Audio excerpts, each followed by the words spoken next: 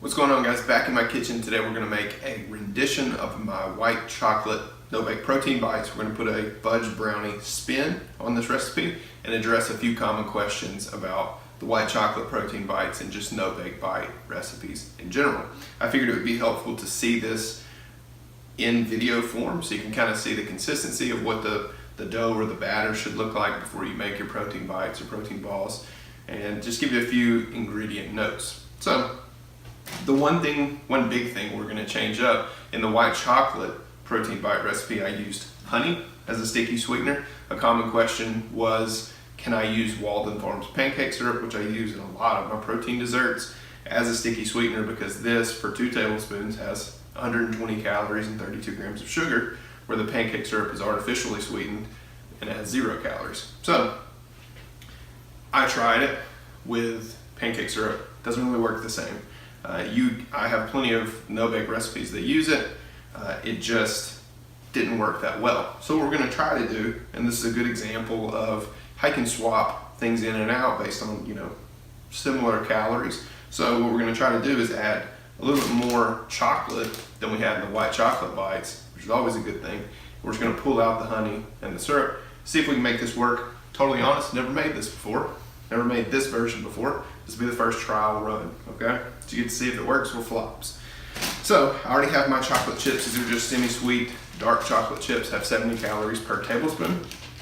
In the white chocolate recipe, we used a 1/4 cup, 56 grams. We're gonna use 5 tablespoons here, so 70 grams. And I've got that mixed in with 2 tablespoons of almond milk, 30 milliliters of almond milk. And we're gonna make up the difference and hydrate everything with a little bit more almond milk instead of like a honey or sticky sweetener. We'll see if it works. Okay, so we microwaved our chocolate chips and milk for about 20 seconds. We're gonna stir this up until we have an even, it should be fully melted now, it'll be thick. Spoon this or whisk it together until it's smooth, and we'll set that aside. I recommend doing this first because you don't wanna add this to the dry ingredients while it's still hot. It's gonna make your life pretty difficult trying to form that into protein balls if it's still warm. Okay, there you have it. It's going inside the protein balls. It's gonna be good, right? Okay, so I already have our dry ingredients measured out just to save a little bit of time. We're gonna use 3 scoops of protein powder. If you're familiar with any of my stuff, you know that I'm pretty protein powder agnostic. Don't really care what you use. I typically use a whey concentrate blend, something like that, because it does better in baked recipes. With the protein bites recipes, it's not as important to use a concentrate or stay away from the isolates. That said, I'm just using a plain whey protein from Muscle Tech. I normally recommend Dymatize or Optimum Nutrition. You can use whatever. This was $27 for 5 pounds at Sam's, so couldn't pass that up. It's also a finer texture than some other powders, so I've been wanting to play around with more different protein powders just to see if they all work the same. In this case, I found that it pretty much does. Other than that, we're using unsweetened cocoa powder. I'm using the dark chocolate, dark cocoa edition. I like the darker color and the taste a little bit better. 1 tablespoon of coconut flour. If you don't have coconut flour, you can use all-purpose flour, but you'll need a 2-to-1 or 3-to-1. So instead of 7 grams, 14 or 21 grams of all-purpose flour should work, but it doesn't always. Especially in the no-bake stuff, it can be a little bit tricky, but try it out. You can always, add more as needed to get things to the right level you need.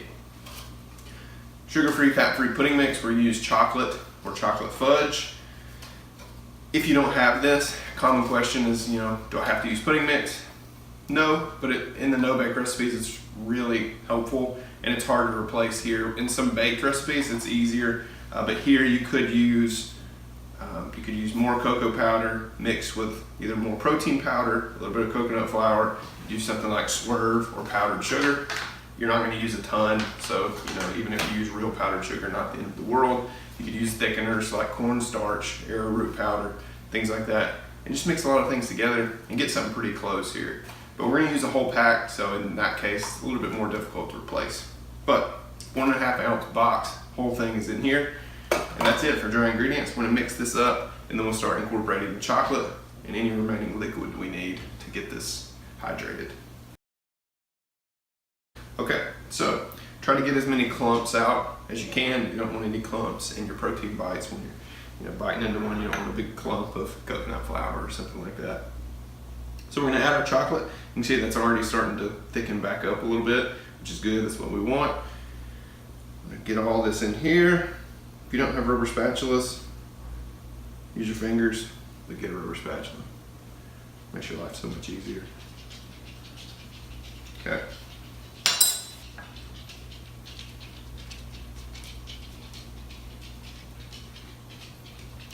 Every bit of chocolate counts, right? No chocolate goes wasted. Okay, maybe a little bit, just to save time. So I'm gonna fold this in here. Okay, you can see we're starting to get some clumps or some flakes where the chocolate is kind of sticking to, our dry ingredients here, but we're not nearly hydrated enough to start forming this.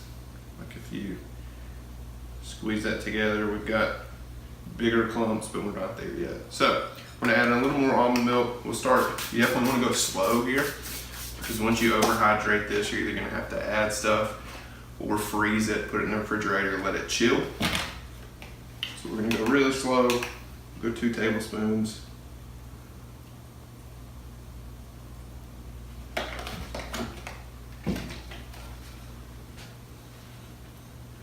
And then you really need to work this. You'll see where we add that in, hydrates that. So you definitely wanna get the dry ingredients mixed in there with it. And we just start, I like to press down and then fold those leftover dry ingredients in. And then you can see we start to get something we can actually work with here.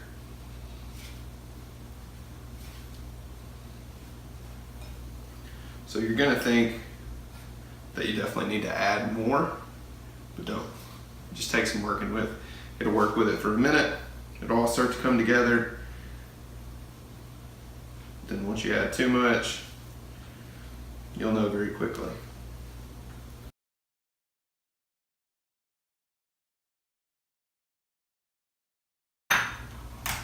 Okay, so you can see we've got a pretty thick mixture here.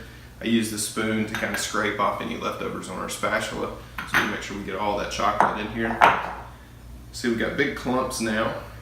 If we form that into a ball, it sticks together, but there still is just a little bit of crumble. At this point, I'm gonna try adding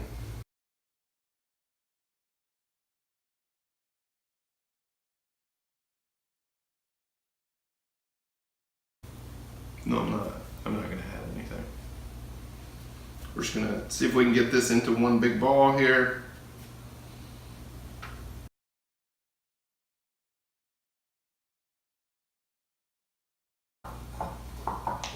Okay, so press that down, and then we can get a bigger surface area so we can pick up those remaining dry ingredients. Flip it over a couple times, press down in there, and then we're just kind of folding it over, using it almost like a sponge. And there we go. Pretty much everything is incorporated. And now, form one big ball, and we're good to go. So, minimal sticking, you can definitely work with that, throw it around. It's not sticky at all. If, for whatever reason, protein powder is a different consistency, you don't get the ingredients 100% right, and this is too soft, so you can't do this, it's just sticking everywhere. You can refrigerate it for a few minutes, pop it in the freezer for a few minutes, and thanks to that coconut flour, which is cold activated, it will expand, and then you can actually work with this stuff. So ours is good. I'm gonna show you how to put this into balls, pretty easy. I have a plate, ideally put like a baking sheet, this parchment paper. If you don't have parchment paper, you can probably get away with it as long as your dough is a pretty good spot in terms of not being so sticky. But the parchment paper really helps to make sure nothing sticks. So we're gonna pinch this up into, I think we're gonna do 10 protein balls. Try to get them as even as possible. 3, 4,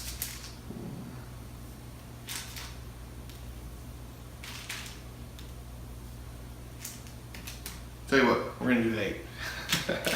We're gonna do 8. I can sit here and you can make these any size you want. Just try to get them as evenly as possible, but we're just gonna do 8, okay?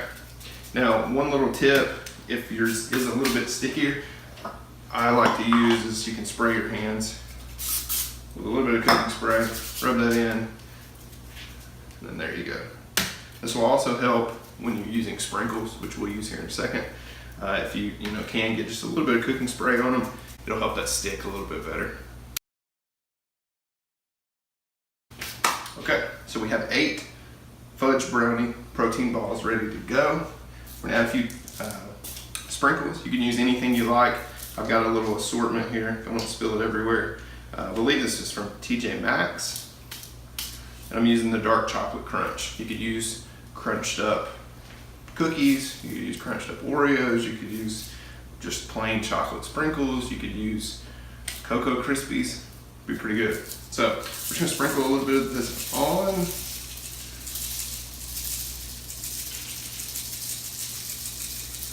And I'm not too worried about, having some fall like that, because then we can just kind of roll these in this. Now, if you're not having much luck getting the sprinkles you use to stick, again, spray a little bit of cooking spray here, and then roll those, and you're good to go. So, if these are a little bit softer, if yours, don't hold together like this, store them in the freezer. If yours are, pretty good as is, I would just refrigerate them. But either one works fine. It depends on how fast you're gonna eat these. If you're gonna have one a day, probably don't wanna refrigerate 8 and have one per day. So you can freeze them and just thaw them out for about 5-10 minutes before you eat one. But yeah, there you go. Fudge Brownie protein balls.